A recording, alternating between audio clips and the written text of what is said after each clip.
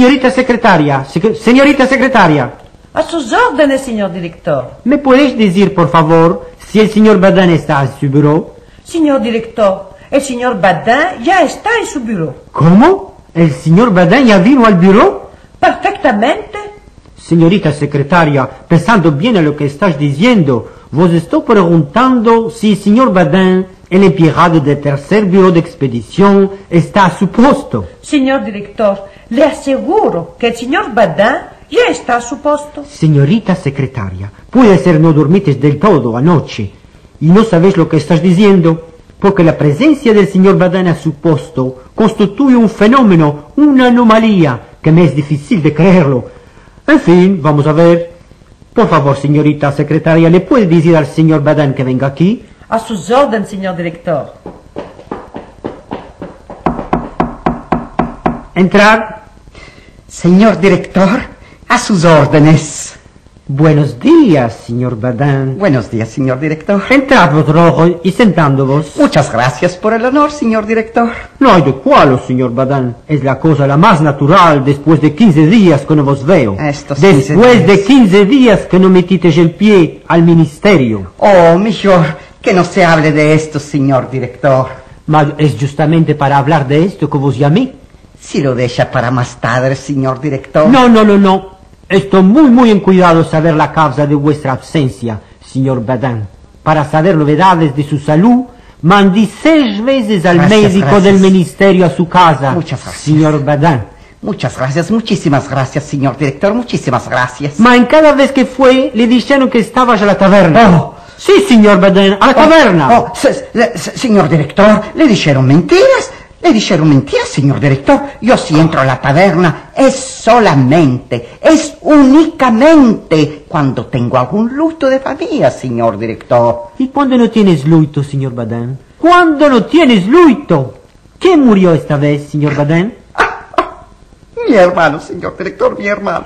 Es el de Doge, señor Badin, el de Doge. No sé cuántas docenas de hijos tuvo su señora madre. Muchas docenas. Ma este momento ya enterraste un número considerable, sin contar unos cuantos tíos, cuñados, sobrinos. Me parece que estas matanzas deben de tomar fin. Es un pecado de matar tantas personas, señor Badin, es un pecado. De la manera que los mato yo ya se reviven presto. De otra manera que no se mueren. No sé lo que estás murmurando, señor Badin, ma en este momento ya arribó que revivisteis a unos para matarlos de nuevo después de una semana o un mes. Y sin contar también los evenimientos alegres. Ma toda la vida no puede ser triste, señor director, toda la vida no puede ser triste. Perfectamente de acuerdo, señor Badin, perfectamente de acuerdo. Debemos de tener cuento y de la hermanica que se casa 3 veces en el mismo año, de la hermana grande que te hizo tío por la de 10 veces. Y bien, esto todo debe tomar fin. El ministerio no te puede pagar 2.400 francos para que pases tu vida a enterrar a los unos y a casar a los otros. ¿Me entendiste?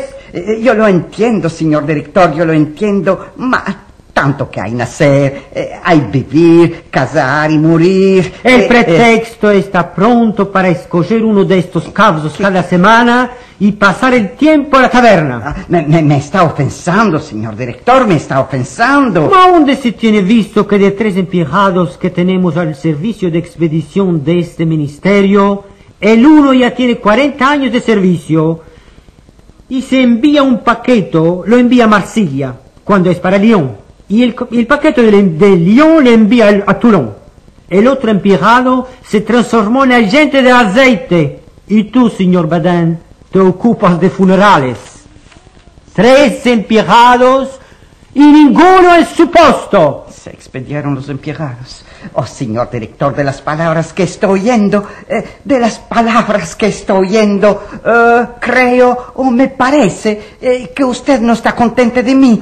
Oh, qué ideas vos estás haciendo, señor Badin. Al contrario, estoy loco de alegría de tener un empleado como usted. Porque así hoy le puede decir sin ninguna pena, a la calle. A la calle, señor Badin. Ya me rendisteis la vida insoportable. Ah, Señor director, me está haciendo grande pena, porque yo estaba seguro que usted me estimaba y que tenía piedad de mí por el duro lavoro que estoy haciendo. El lavoro duro de no lavorare y de pasar tu tiempo a la taberna. Mas, señor director, si usted tiene corazón, debe de pensar al mal de los otros. Es que tiene pensado a la sufriencia del empleado que es obligado de venir cada día a su buró, malgrado que esto es un martirio para él. Atolgo que no tengo pensado a una tal cosa. Bien, es una cosa terrible, señor director. Es una cosa espantable. Cada mañana salgo para venir aquí, donde mi deber me obliga de venir, ma cuando salgo a la calle, cuando paso por la taberna, entro a tomar un copo de birra, y después un segundo, y después un tercer, y después digo, que no importa si voy media hora más tarde al bureau, y qué importa si es una hora, y en fin, la hora pasa, y me digo que si voy ahora, voy a tener el aire de burlarme del mundo. Oh, qué vidas amargas, señor director. No poder dormir las noches en pensando a quién voy a hacer nacer y a quién voy a hacer morir. Espantándome por la calle de encontrar algún enemigo que va a venir a decir mal de mí, que va a cometer la injusticia de vos hacer convencer que soy una persona a la cual no le gusta el laboro. De esto no me pueden convencer, porque ya estoy más de convencido. Usted mismo, señor director, usted mismo me dijo que yo paso el tiempo en cazar a los unos y matar a los otros. ¿Y cree usted, señor director, que esto es un laboro fácil? Oh, las noches tengo delante de mis ojos todas estas llenas de alegría y de tristeza que es la imagen de la vida. Y por esto, señor director, no estoy pudiendo dormir. Ya me aflaquí de 20 kilos, señor director. Mirad mis piernas, que parecen 2 candelas. Y más arriba de mis piernas, ahí donde los otros tienen un redondo cultuc, donde asentar sus respetables personas, yo no tengo, señor director. Oh, yo no tengo que solamente 2 huesos puntudos. Y como estamos solos entre hombres, se lo puedo probar en quitándome el pantalón. No hay menester, señor Baden.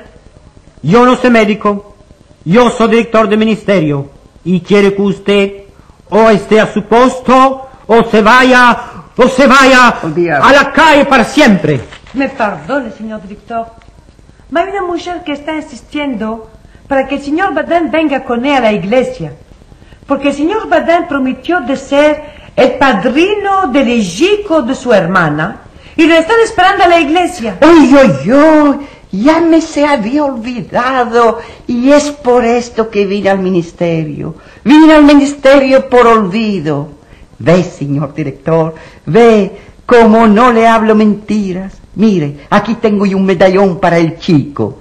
Qué alegría para esta familia de tener a mí entre los invitados. ¿A ti? ¿Y qué sos tú? Para ellos, señor director, yo soy un representante del ministerio. Y la vida entera estos buenos hombres se van a acordar que el señor Baden del ministerio estuvo a la iglesia como digno representante de la República Francesa.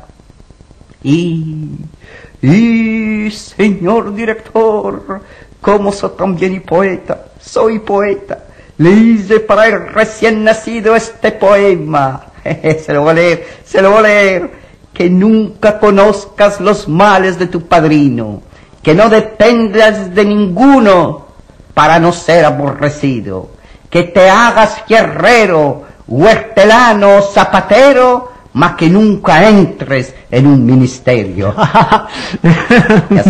Al diablo que te vaya, señor Baden. Me esmuvites al pensar que vas a dar un poco de alegría a estos pobres y honestos ciudadanos que no saben qué tipo sos. ¿Qué tipo? Y si sienten honorados de tu presencia.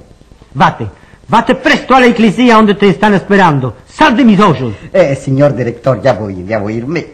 Señor director, Le puedo demandar, se me puede pujar la mesada, se me puede hacer una aumentación, o por lo menos una chica paga más como gastos de representación. Señor Baden, sal de mis ojos porque te voy a matar y te voy a enterrar aquí en el ministerio.